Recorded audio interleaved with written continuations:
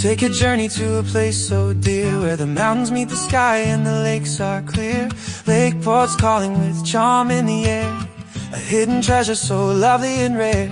With clear lakes, waters the oldest around, a peaceful escape where serenity's found. The whispers of nature, the beauty unfolds in Lake County's heart, a story retold. Discover Lakeport and beyond, where memories flourish and hearts respond. In every moment let the joy surround, from wine tasting tours to the trails unbound. Hiking up hills under sky so blue, with every sunset you'll know it's true. Life's an adventure just waiting for you. In Lakeport, California, let's start anew.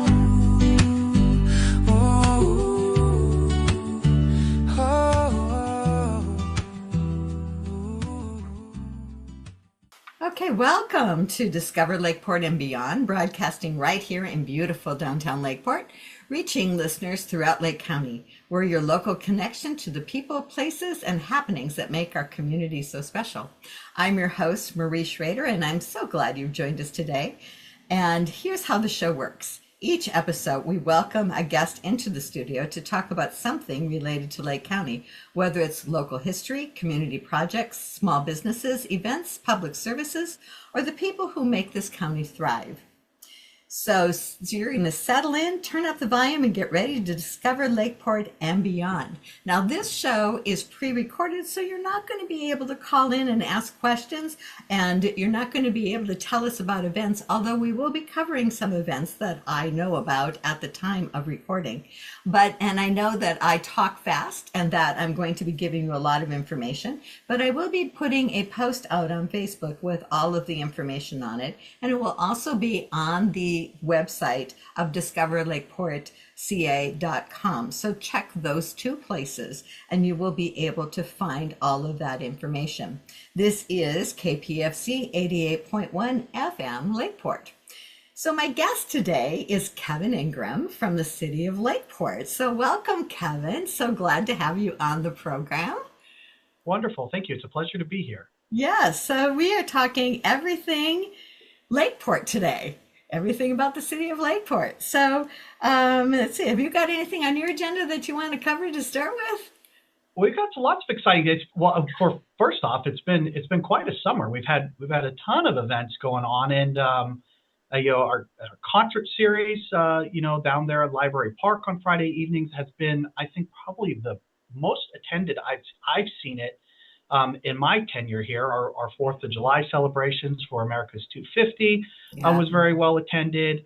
And so it's been really exciting because, I mean, we have invested a lot of time and resources into different facilities in the downtown area. And it warms my heart to see them being utilized. You know, you never quite know how those things are going to be utilized. And that's kind of the trick to design spaces and get things up and running so that they can be utilized in ways that you can't even imagine. And it's been thriving that way, going back to the downtown project several years ago and getting the sidewalks widened in different aspects. That's been a hit. Redoing the Library Park seawall and the promenade. And then, of course, the crown jewel of them all is getting, Hobotton Park up and running, and it's just been amazing to see how that's been utilized and all these different events. So upcoming stuff, I would be remiss if we didn't talk about the upcoming drone show on August 7th. The drone show will have already be gone. Okay, so yeah. We hope it is a very successful event by this time.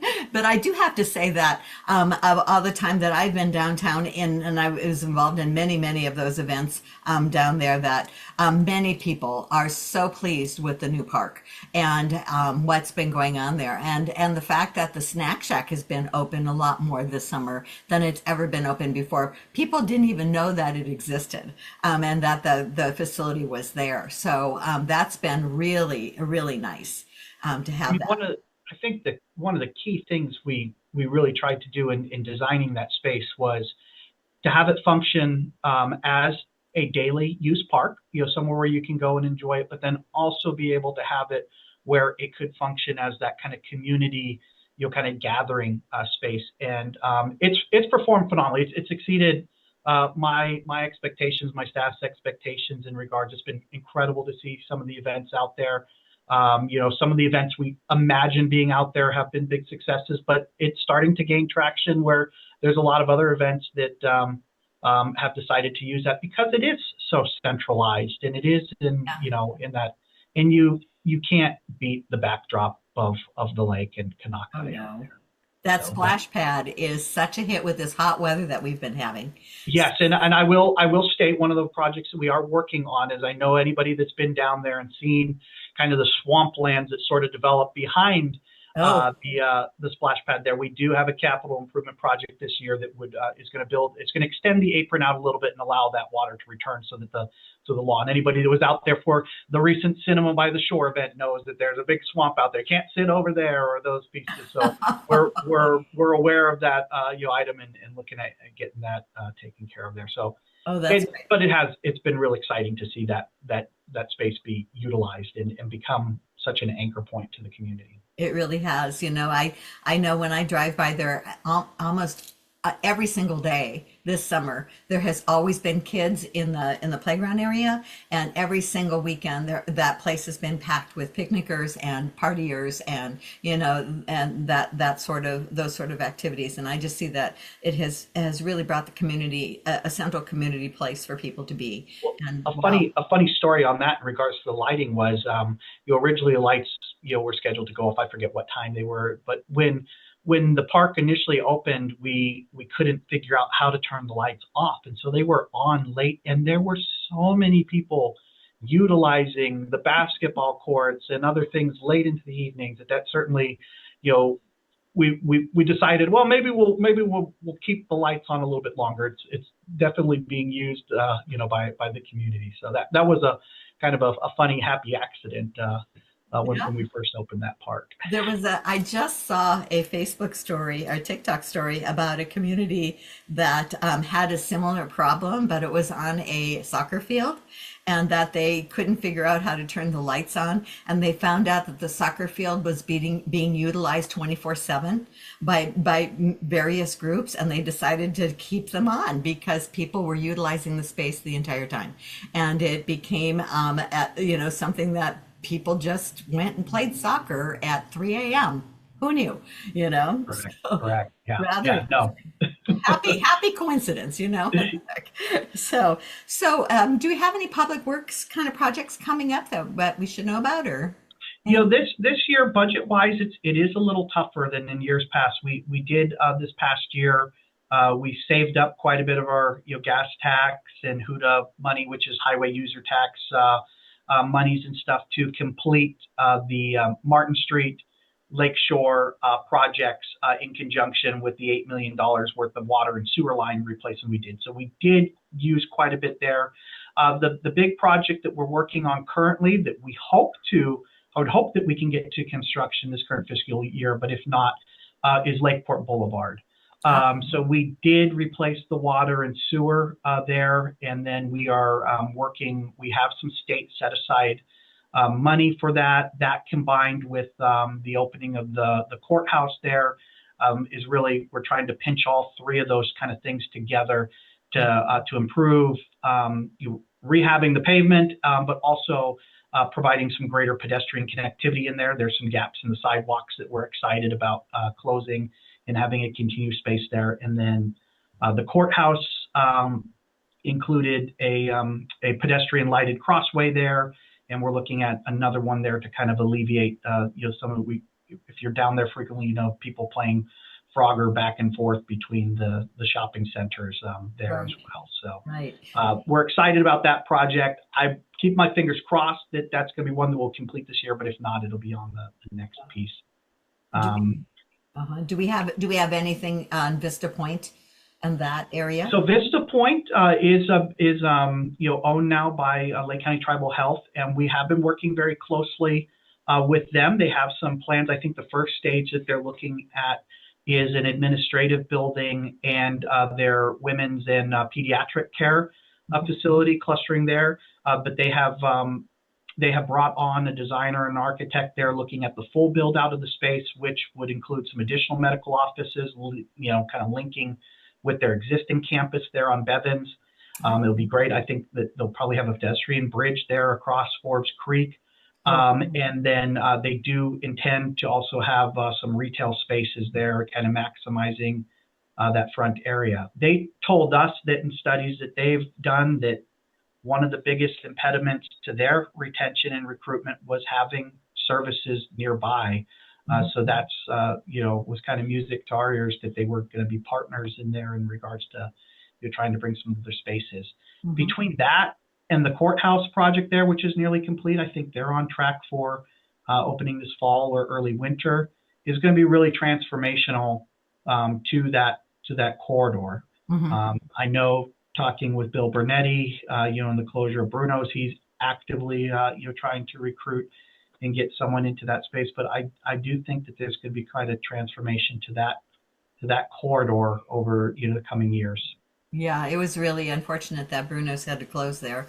I know that people are, I see it online all the time that people are saying, oh, Whole Foods or, a number of other types of stores that will never come to Lakeport. We talk about this. It's tough. Yeah. I mean, everybody wants, some of the shops that we all love dear and there, but I mean, it really is, those are the three major functions, as I always tell people, is like retailers look at income, they look at the number of households in a given area, and then, ironically enough, the last one that they tend to look at is educational attainment. And those three kind of are put in different boxes in there. We've been successful over the past few years in our partnership with Retail Coach in getting the retail community to understand that Lakeport is more than just a 5,000 bedroom community, and that our retail, kind of scope being the county seat for employment, government, medical related services, that we actually have a daytime population that is between 35 and 50,000, depending on the season. And so that has been critical information that I think has opened up getting some other retailers who might otherwise just pass us by to looking at us a little closer. But still, it's a function. Some of those things are just kind of what they are. A lot of these places, everybody mentions Trader Joe's and things like that. They have very steep metrics that we don't meet. Right. But that doesn't mean that we're a pariah by any means, and that we're not going to be able to get anything in there. I mean, to Bill Burnetti's credit, I know he's out there marketing that site incredibly, and he's getting a lot of folks taking a look at it. So I think it's just a matter of time. Good. Well, for the people who really don't know, and I ran into this online with the, because I live on Lakeshore Boulevard, just north of Lakeport, outside of the city limits, and they did all of the oil and the gravel on Lakeshore Boulevard here, and I had people complaining about the city doing that, and I had to remind them that was not the city, that was the county, and they said, but I live in the city and it's in front of my house, and I went, no, it's the county, and whether you live in the city or not, you might get there to your house. So remind us where the city limits are. Yeah, the physical city of Lakeport is only about 2.5 square miles.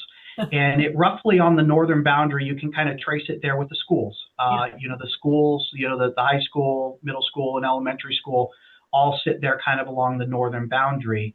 And then the southern boundary is even a little bit more trickier, right? Because it just sort of ends a little bit right there, kind of in the middle of South Main Street, roughly where the old Record B building was, and where Enterprise Rent-A-Car is there. And then you transition into the unincorporated area. So all that means all of North Lakeport, north of the school, all the way up to the hospital and things like that. You may have a zip code that reads Lakeport, but you are physically located outside of the city. So yeah, that's always a little bit of a confusing one, but I mean, it's not, that's a fairly typical one that, a lot of jurisdictions and stuff go on, but exactly. Yeah, we were excited to see the county public works projects up there, but we can't claim those ones. No. I was excited to see it because it improved my road. But the other part about that is that people don't understand also that, the city of Lakeport itself, the city, relies heavily on sales tax. And that sales tax comes from businesses inside the city limits. And so that's why, knowing where those city boundaries are and being able, if you're inside the city limits and you're complaining about roadways or public improvements and public works projects not being done and your roadways not being done, and yet you're going outside of the city limits to purchase things, that money that you spend in sales tax outside of the city limits is going to someone else's roads and not yours. It's a really strange setup. And I mean, I guess, this is a complete oversimplification, but I mean, the easiest way to kind of think about it is, you have three kind of principal buckets of taxes, right? I mean, there's tons more, but the three principal ones are in regards, you have your income tax, your property tax, and your sales tax. The city does not receive anything in relation to income tax. That's kind of solely the domain of the state and the feds.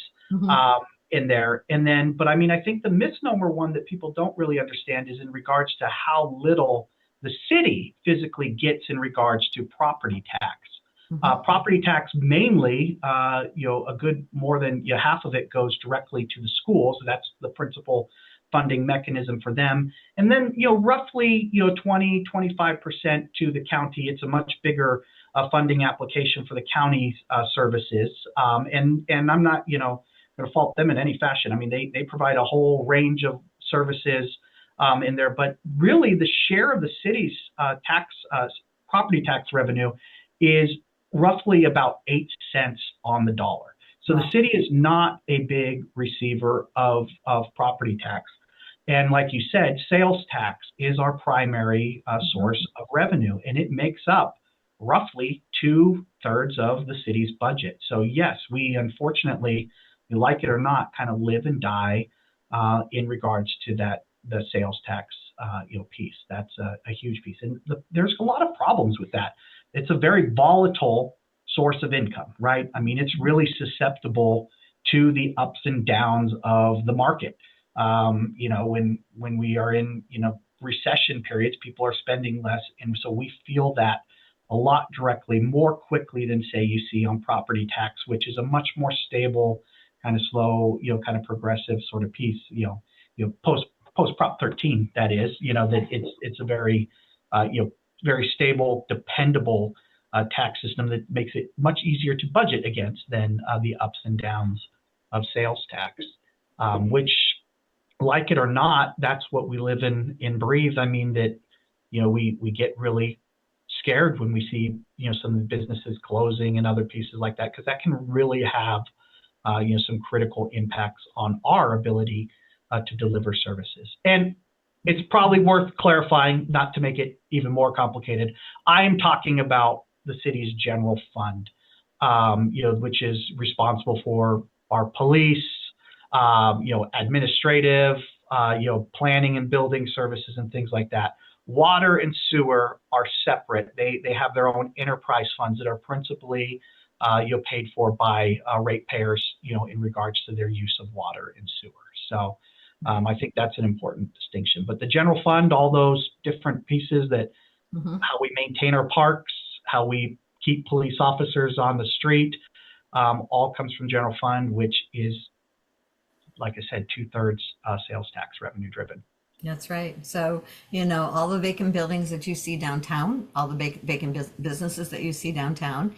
If you want, my mantra is always, if you want to see more businesses downtown and you want to see people, businesses in those, you have to go to the businesses that are already there and make sure that they are successful, because no one is going to open a business downtown if they don't look around and see successful businesses already there.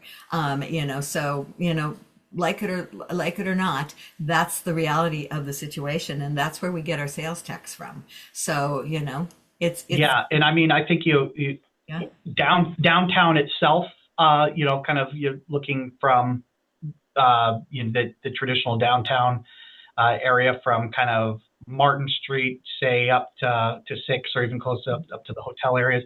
That makes up probably roughly about 15% of the city's overall sales tax number. So it's a significant piece of the puzzle piece, and that's why we've been really committed over the past decade to improving the downtown in its sphere. And I hope that we're really on the cusp. We've made it that's one of the things that we've been studying very closely here at the city level, also with the Lakeport Economic Development Advisory Council, LEDAC, looking specifically at, okay, we're successful at getting folks into the new park and the community center and library park and stuff.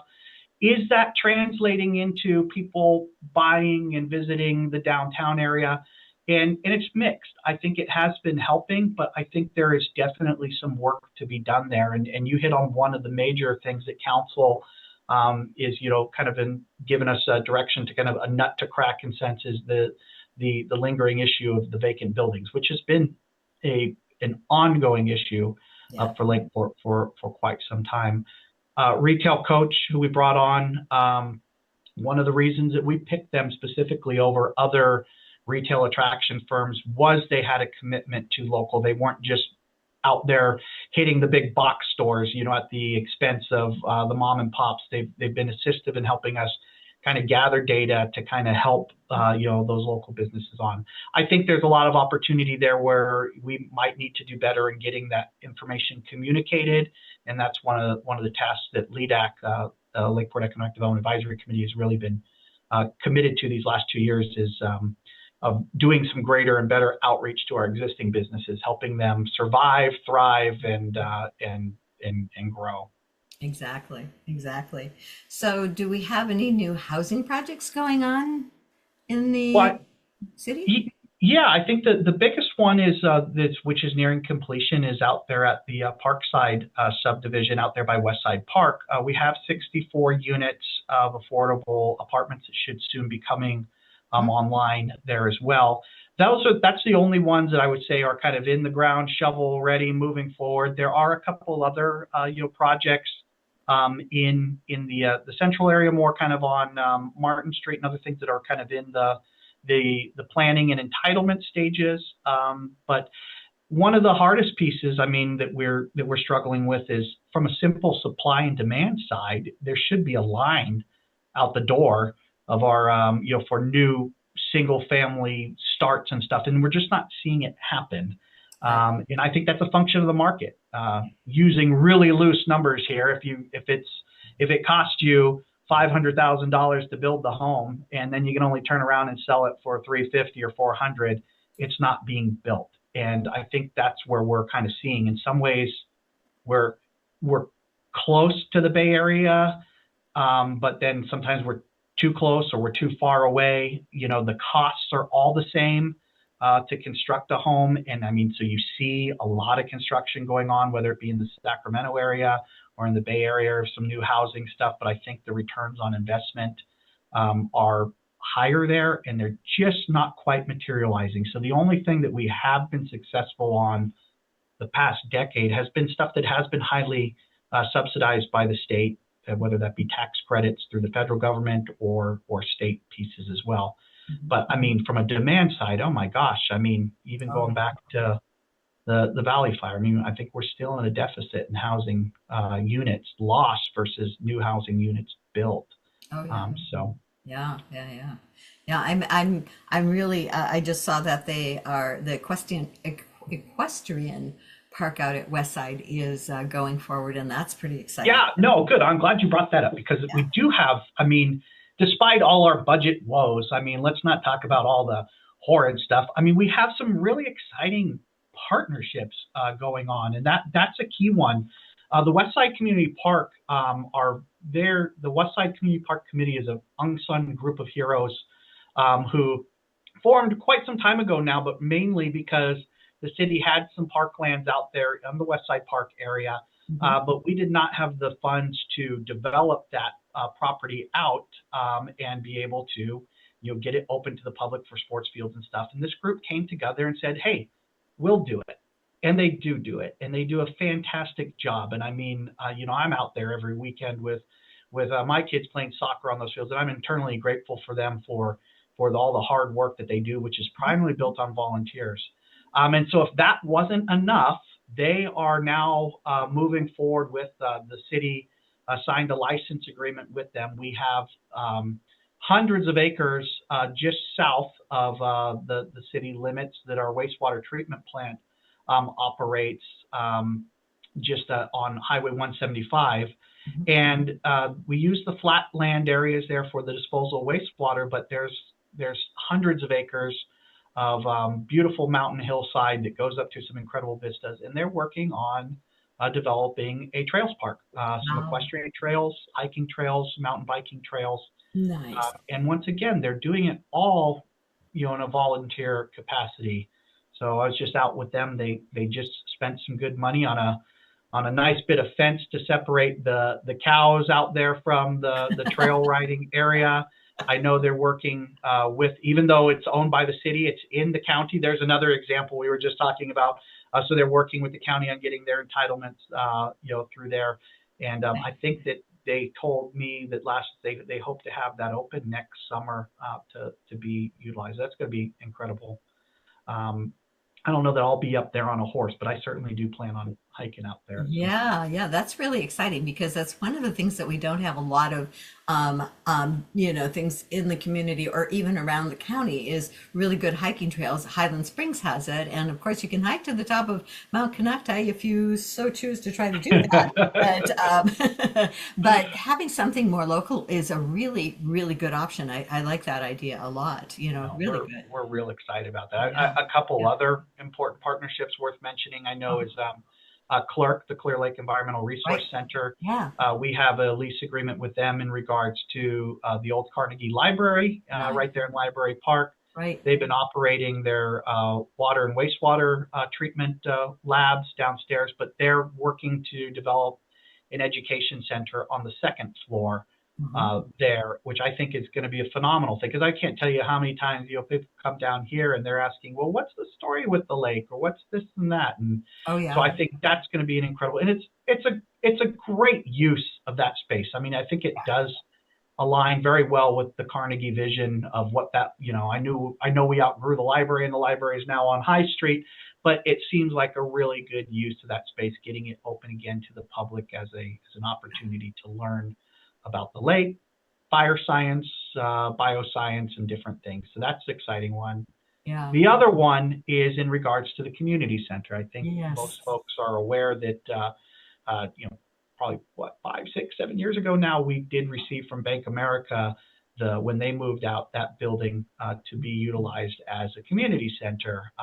And we've had there's quite a bit of deferred maintenance in that building, and we've been working quite a bit trying to revamp stuff. We have a $1.2 million grant right now that we're working on outfitting the restrooms so that they are ADA compliant.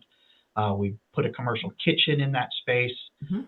But where we've struggled is just having the staffing to allow it to be utilized by the public. I mean, just off our city staffing alone, we were only able to make it available during regular business hours and not the weekends or the evenings. So we have partnered with the Lake County Arts Council, who they're using the front portion of it for their gallery, but they're also in return helping us operate it. So they're the ones in charging of helping schedule the rentals and stuff, which is allowing the facility to be open on the weekends and in the evenings for a higher use. Right now, it's capped at 50 people. That's because of the restrooms. There's some Right. plumbing issues on it.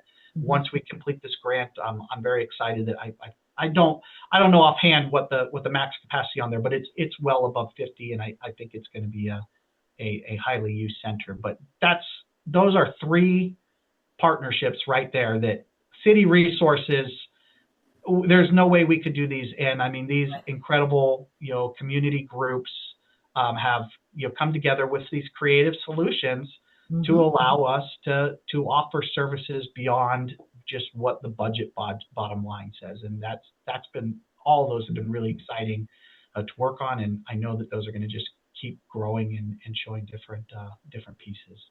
Oh, absolutely. And I know that Stacy Matina has been working on the Lakeport Community Council and getting that going and doing different projects. And I know that started with the Christmas tree lighting, a few years back in the boat parade and that Christmas boat parade and that sort of thing. So that's pretty exciting. Yeah, and the theory behind that is, I mean, as most folks, that anybody who's worked with some of these nonprofit groups, social civic engagement clubs and stuff, there's been this long trend of, losing membership and resources and stuff. And that really took on it took on exorbitant speed following COVID, and a lot of groups, have not recovered. I mean, unfortunately, one of our local Lions groups. I mean, there's a beautiful new park, playground structure sitting out there at Westside Park. However, it came at a tremendous cost. That was they wound up that organization. It no longer is offering functioning, and so the money that they had set aside, they put it as one final community project. So, in an effort of trying to get ahead of some of these trends, Councilmember Matina looking very closely at the Rancho Cordova Community Council. I think they just call themselves the Cordova Community Council, that formed quite some time ago. They were an organization of organizations, in a sense of nonprofit groups, civic organizations, businesses, interested community members could all sort of come together, combine resources, and you kind of hit above our weight, per se. It's like, oh, well, we don't have the volunteers anymore to do that. Oh, well, we have lots of volunteers. So like, this is going to be a great opportunity to use those together. I think in some ways we've already been kind of organically doing this. I think the Memorial Day parade is a great example, where, the Main Street was doing the parade. You had, Rotary and others were doing the craft fair, and then you had Kiwanis and 4-H doing the pancake breakfast. So bringing those groups together, a little bit formalized structure to allow them to kind of, hit above their weight. And because there's still a phenomenal community interest in doing all these projects. It just seems like resources and the things, and insurance and all these other pieces that get in the way of making these things that used to be a cinch more of a bureaucratic hassle. The idea here is to have this group come together and be able to combine that knowledge, the resources, the shared interest, and have a big group that can function in that. So it's in its infancy, but I mean, like I said, I don't think that the idea is that foreign, and it's already, like we said, been kind of happening with these partnerships. That some of these events are just too big for one group, so let's all put it together. Right. And I agree. I think, again, we want to continue with these events because they highlight our town. And I think that, people don't realize the amount of effort it takes to put on event like the Dickens Festival, type of thing, that they just think it magically happens. I think, I'm not sure. Yeah, no, and I dare you just sit on one of those meetings and you see all the different checklists and all the different permitting and all the different things, that need to come along into there. Yeah. And, it's quite a bit, and so that's kind of the idea, is that to try and bank some of this knowledge together, and rather than have it sit just on one entity's shoulder. There, I think that exactly. I know that I'm about to start working on the Christmas trees on Main Street, and people are looking at me and say, excuse me, you do realize it's August, right? you do realize that it takes a lot of planning to do this, right? For sure. It's one of those kind of things that just doesn't happen overnight. The whole planning of all of that is just unbelievably, it takes a lot. But those types of things, those types of activities, when they aren't there, people miss them, because it really brings the community. It makes people proud of their community and proud of their city. And my whole mantra is, when people are proud of their city, they tell other people about their city, and they bring their kids downtown, and they bring their families downtown, and then they shop downtown, and that's when our city starts to blossom and starts to make headway. And that's what we're all about, is doing exactly that. And let's just face it, there's some element of just showing off. We got something beautiful worth showing off, and yes, that's always exciting. We have that gorgeous waterfront. Doggone it. We have something that other communities around here don't have. That's right. That's right. How many folks have a beautiful waterfront 1 block off of Main Street? I dare That's you. right. Yeah, so, That's right. That's right. So that's really great. So I have a question for you. So when are you going to start doing TikToks like some of these other mayors, you know? well, as I told you earlier, I've been told I have a face for radio, so I'm not sure the video thing is the best one on for me. Well, no, I mean, in all honesty, I mean, we have been looking at how do we ramp up some of our communication sort of pieces. Yeah. Right now, we do it all in-house. You Mhm. know, we've looked. I know that both Clear Lake and the county do have some contracts with outside services. We haven't been in a budgetary position to Right. do that. So right now, my deputy clerk and my safety compliance officer, they're my chief, PIOs and communication sort of pieces. But it's coming. I mean, I think that, it's just a matter of, that communication piece becomes such a heavier thing. We have a lot of exciting things going on. And I think if anything that we're guilty of is we don't stop long enough and kind of show off something that we Right. have accomplished rather Yeah. than it's just more like, oh, we got to get to the next one. Yeah, yeah. Are there any new? I noticed that this time. I mean, I distribute 100. I order 165 flyers of my events calendars, and I had to go back and get 10 more, and then I still ran out because I noticed that there's some new businesses in town. So, any that you know of that you want to tell us about? Well, I think they're all over the place. I mean, I think there's been a couple of new ones that have opened up over there in the Bruno shopping center area. I think we have the new yogurt place that's over there, closer to Safeway. Yeah. Our restaurant scene over the past couple of years has gotten quite a bit larger as well. I know when we hosted the Redwood Division kind of economic development summit a couple of years ago. There were a lot of the rural communities that came down. Were impressed that we had so many restaurants in the area. So I mean, there is a lot going on. I mean, the vacant properties are a real thing, but there are some folks that are really trying to get their pieces together and are developing some good following. And our hope is that some of the money that we've invested into the spaces and the infrastructure and stuff is, allowing, some of these things to flourish. So it's always exciting to see there. And yeah, I think you hit on it very early that, we have to be good local stewards and go out and patronize them and help them, because it's not an easy atmosphere right now to keep their doors open. Well, and the city of Lakeport is in a very, very interesting predicament because we're at 2.5 square miles. Is that what you said? Yep, just roughly about 2.5 square miles. Yep. That has significant amount of county property right smack in the middle of it. That is just and state for that matter. The fairgrounds is owned by the state, and then we do have the courthouse. The courthouse is also state, but the county building is I mean. Yeah, and the museum. And the museum is actually operated by the county as well, including the park area. Yeah. We have a very good relationship with public services and them in regards to a lot of the seamless events and stuff occur in that space. But there's lots of weird bureaucracy.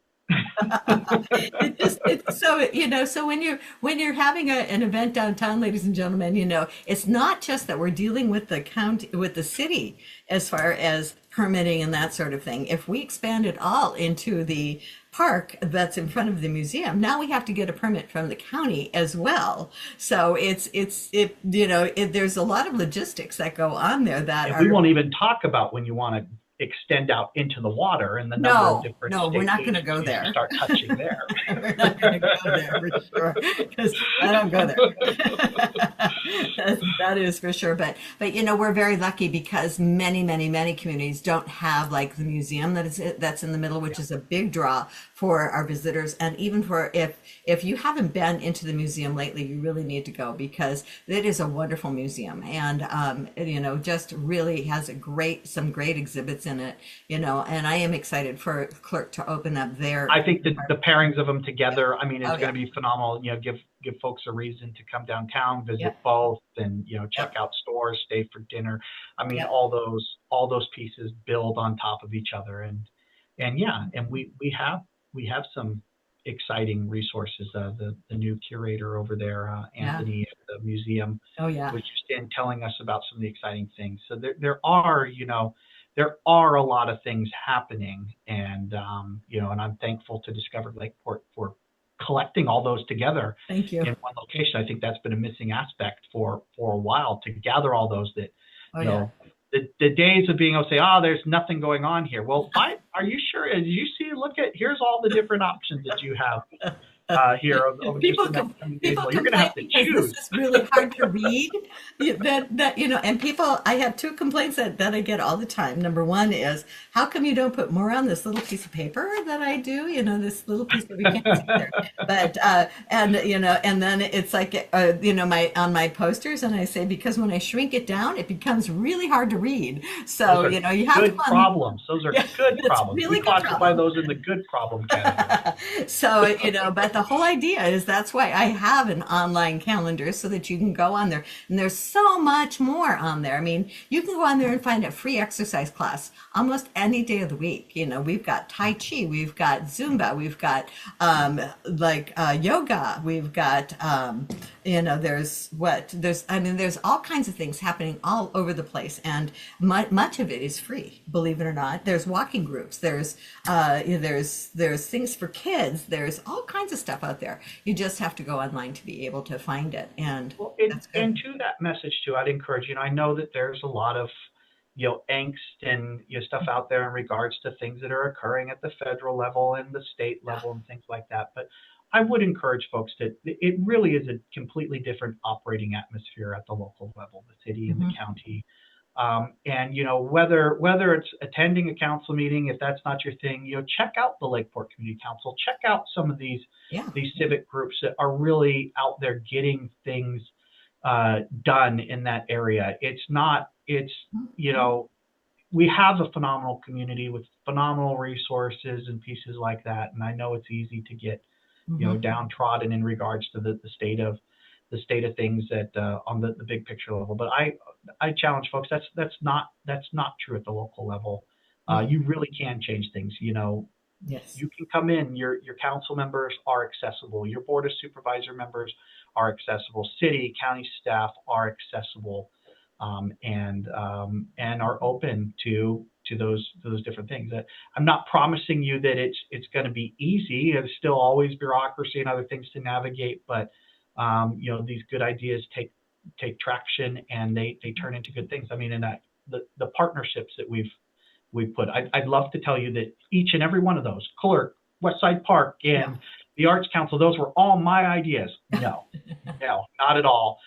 They came to us, you know, sat down with us, and was kind of like a look at what kind of resources we have available, and looked at forming those partnerships. And I, you know, very grateful for those, and I'm excited to hear other people's ideas. I think there's probably other ones out there that Yeah. can easily get traction, and Yeah. get a bunch of people in there. And I think the Lakeport Community Council is Yeah. a great example of an opportunity. If attending a government meeting or a council, you know, meeting or advisory committee is not your thing, that may be a really place to point your efforts. But Absolutely. So, I mean, one of the things I see online a lot is the fact that we don't have a swimming pool. That we used to have a swimming pool, and we don't have a swimming pool.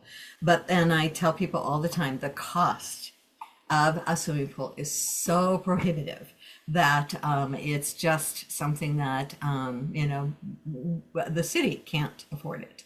You know, and the that's. costs are two parts. There's the initial cost of constructing it, which is Mhm. which is big, but probably the more troublesome aspect, which got the previous pool into the most trouble, was in regards to the maintenance of it. Yeah.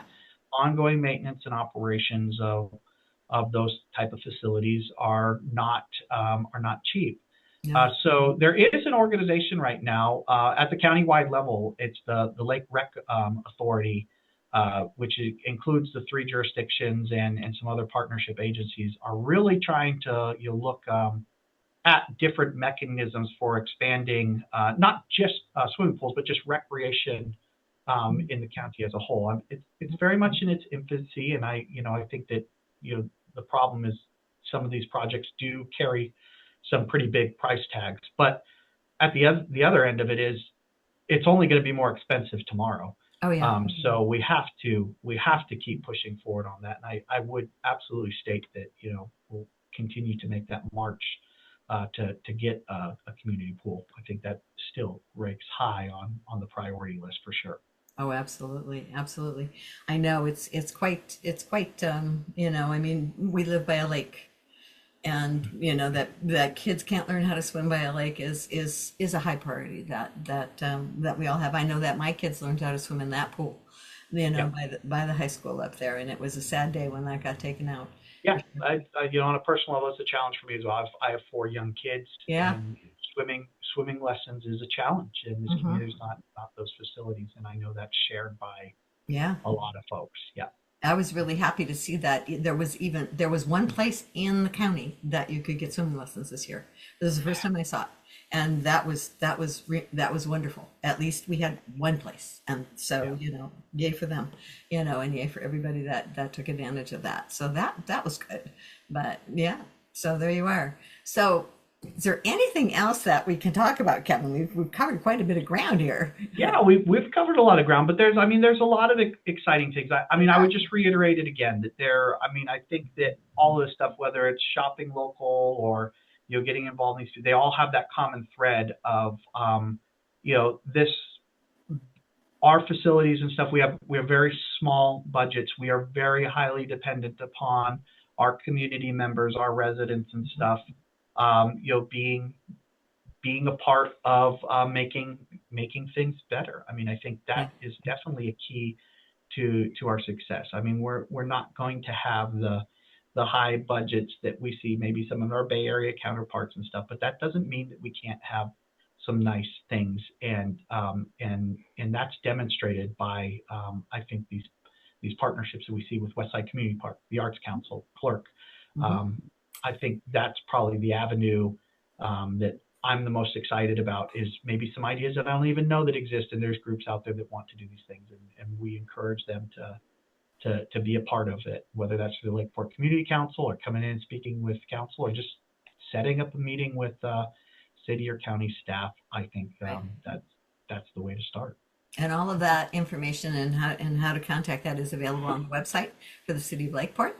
So Absolutely, yep. absolutely. So you can go on there and find that information. So, well, thank you very much, Kevin. I know that we've got a hard stop coming up for you, and I've got some other announcements that I can do, so I can let you go from here, and we can take it, and I can take it from there. So Well, thank you. it's wonderful. Always a pleasure to talk with you. I'm happy to Yes. come back at any time.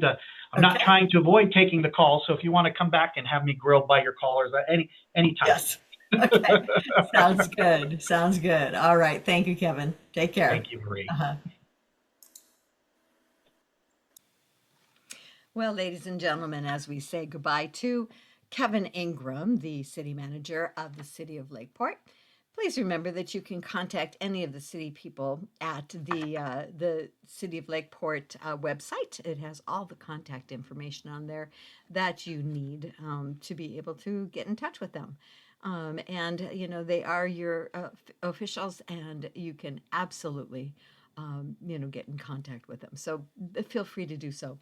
So, anyway, continuing on with the events that we have coming up in the city of Lakeport, from August 18th to August 20th, we have at Infinity Consignment Boutique. She's going to be having a $20 bag sale, and that's always a really good sale that she has going on in August. So make sure you stop by over there. She's got some really good deals going on. She separates everything by size, and you can take a look at that. On August 20th, the Operation Tango Mike has their packing party at Columbia Bank. starting at 6 p.m.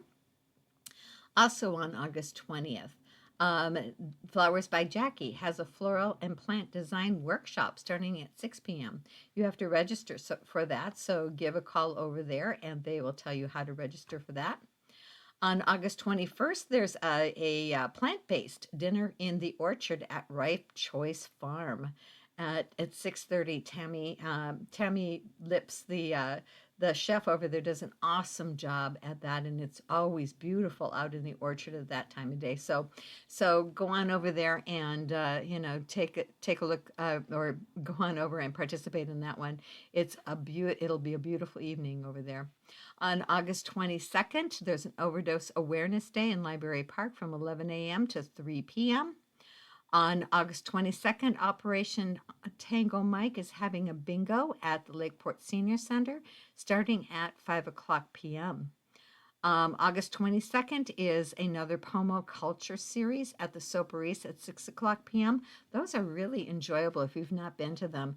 They are wonderful. A different tribe is featured. I don't know what the tribe is this time, but you can look on the Soparis website and it'll be able to tell you what that is.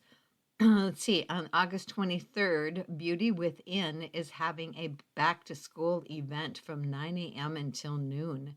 So go ahead and take advantage of that. On August 25th, if you are so adventurous, you can go over and take advantage of the free National Park Day. That's going to be very good for anybody who likes to get out into the national parks. On August 25th also is the free movie over at the Soparis. Out of Africa is the movie, and it starts at 6 p.m. On August 26th is the blood drive at United Christian Paris. That's the Vigilant Blood Drive. It starts at 11 a.m. And you can do a walk-in if they can fit you in. You can go ahead and get in there at that point in time. Free kitchen, which is a free dinner for anyone that would like to have a meal cooked for them, is at the United Christian Parish on August 23rd, starting at 4 o'clock p.m. They also do it again on August 30th at 4 o'clock p.m. So that's the 23rd and the 30th. They do it on the 3rd, 4th, and 5th Sundays of every month.